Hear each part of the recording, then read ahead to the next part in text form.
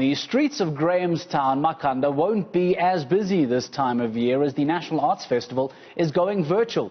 Exhibiting for the very first time virtually is critically acclaimed sculptor, poet and writer Professor Pitika Ntuli, who chose a very different medium, bone sculptures, titled Azibuyele Emasisweni, Return to the Source. His art form deals with the African indigenous knowledge, issues of spiritual healing and centrality of bones in African divinity.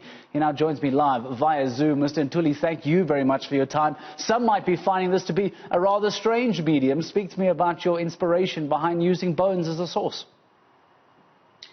Oh yeah, thank you. Good morning to you and also to the listeners. Speak to me about the inspiration, Mr. Ntuli, behind using bones. When you look at it, you go to the cradle of humankind, we are going to find Mrs. Place, who has been there for 3.5 million years to tell us our origins. It is about the durability of the bones. The bones can last almost longer than anything. And also in the context of Africa, to throw the bones, it is to divide. So I've made 45 bones, each one with its own praise songs, in order to divine the state of the state of the nation, what is happening around us and what is happening around the world. Now, Mr. Ntuli, you speak about encouraging society to return to the source of African spiritualism. What do you mean by that? We are sitting here thinking that we are Africans, we used to be Africans, until colonialism came here and emptied our brains of our languages, emptied our brains of our own families through migrant labor system, bringing in patriarchy, resulting in femicide. Our women can't walk across the street without actually being harassed. We have lost our value systems that make us who we are, loving each other, loving the earth, being united, to it. I am Sompisi, I'm Showo Mamba, I'm linked to the animals. It is those sources of who we are that this exhibition seems to put on the agenda. Mr. Ntuli, you've turned to some contemporaries, in fact inviting 33 different members to share their views and thoughts. What have you learned from hearing the different perspectives that they had to offer? I think it's a question of recognizing the fact that you alone can be a voice, but the more voices are there, the better. And those 33 voices are the most powerful voices we are going to find in the world, and also here in South Africa. I thought now, as we're coming up with this very big thing that is going to be viewed throughout the whole world, I cannot just do it alone. I have got to do it with our people, because connectivity, interconnectedness, interdependence, Ubuntu, those are the things that actually guided me to work and to choose some of the most brilliant singers, musicians and writers to give their own opinions and contribute towards trying to reverse the tide of our own oppression and discover our own dignity and pride. How different will those opinions be? How different will this exhibition be with the fact that it's now going to have to be done virtually because of COVID-19?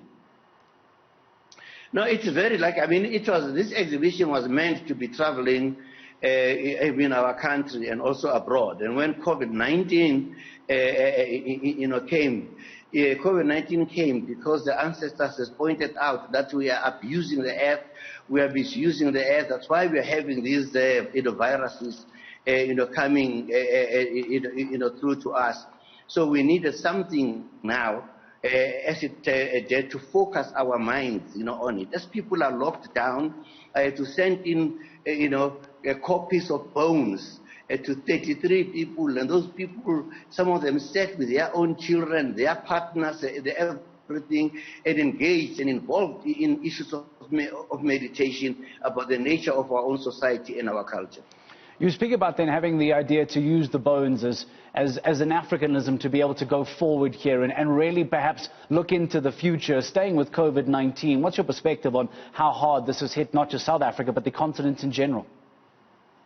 Oh yeah, just briefly, I don't hear because the voice is vibrating a little bit. Just briefly, Oh, I beg your pardon. I was suggesting, since you are using the bones, we often refer to that from a Sangoma's perspective, perhaps being able to look into the future from your perspective, COVID-19. I would like to hear your thoughts on just how you feel it's impacted the country and the continent. Yeah, no, I mean, the pandemic is a very, very, very serious thing. This might not actually even be the last pandemic.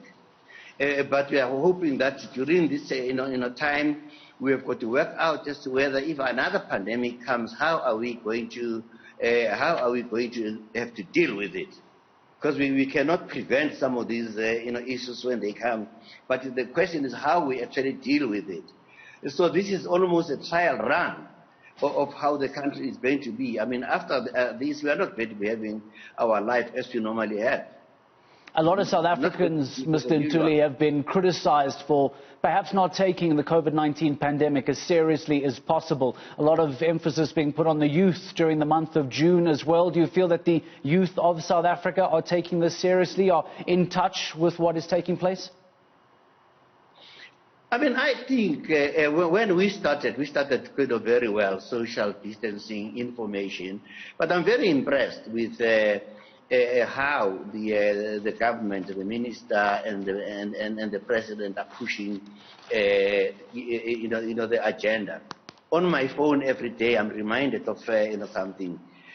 But however, it turns out that the provinces are affected really, differently. You go to some other places, people seem to behave as if there is no pandemic.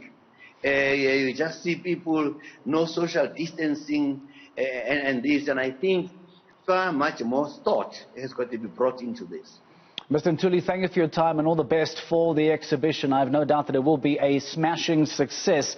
Azibuyele Emasisweni, Return to the Source, will be opened on the 25th of June by Minister of International Relations, Naledi Pandor, at 6:30 p.m. It will run until August the 2nd.